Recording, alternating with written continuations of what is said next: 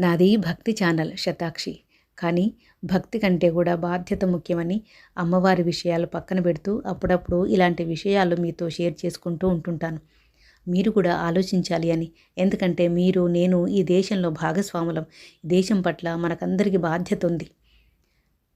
ఈ మధ్య ఫైర్ యాక్సిడెంట్లు కానివ్వండి, బస్సు యాక్సిడెంట్లు కానివ్వండి భయానకంగా జరుగుతున్నాయి. ఒకటి మర్చిపోకముందే ఇంకొకటి.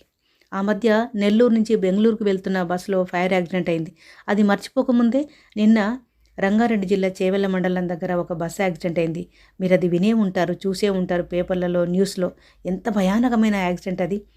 అటు నుంచి వెళ్తున్నటువంటి కంకరతో వెళ్తున్న టిప్పరు బస్సును గుద్దుకొని ఆ కంకర బస్సులో పడటం వల్ల దాని కింద కూరుకుపోయి భయానకమైన, చెప్పడానికి వీల్లేనంత రోదన. అది చూడ్డానికి మనసు ఒప్పట్లేదు, అంత భయంకరంగా. ఇదంతటికి లోపం ఎవరిది?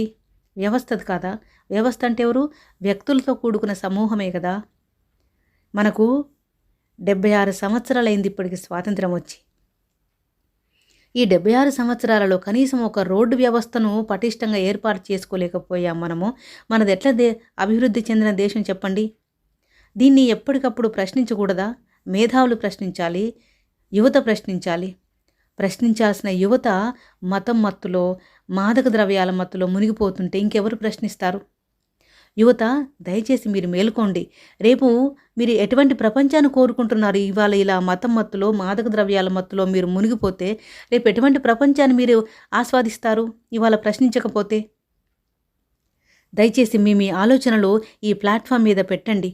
ఎటువంటి వ్యవస్థ కావాలి మీకు? ఎటువంటి ఆలోచనలు చేయాలి? ఎటువంటి ఆలోచనలకు రూపకల్పన చేయాలి? ఎటువంటి విధానాలు కావాలి? దయచేసి మీ కామెంట్స్ మన ఛానల్లో పెట్టండి. ఎందుకంటే ఒక ఆలోచనైనా ఒక వ్యవస్థకు దారి తీయొచ్చు కదా, ఒక మార్పుకు దారి తీయొచ్చు కదా. మీరేమైనా బయటకు పోయి యుద్ధాలు చేయాల్సి వస్తుందా? సోల్జర్స్ చేస్తారు మన దేశ రక్షణ కోసం యుద్ధాలు. మీరేం యుద్ధాలు చేయరు కదా. కనీసం మీ ఆలోచనల్ని కామెంట్స్ రూపంలో పెట్టండి. ఒక ఆలోచనైనా సరే ఇంకొక వ్యవస్థ అభివృద్ధికి దోహదపడొచ్చు కదా. దయచేసి మీ కామెంట్స్ పెట్టండి ప్లీజ్.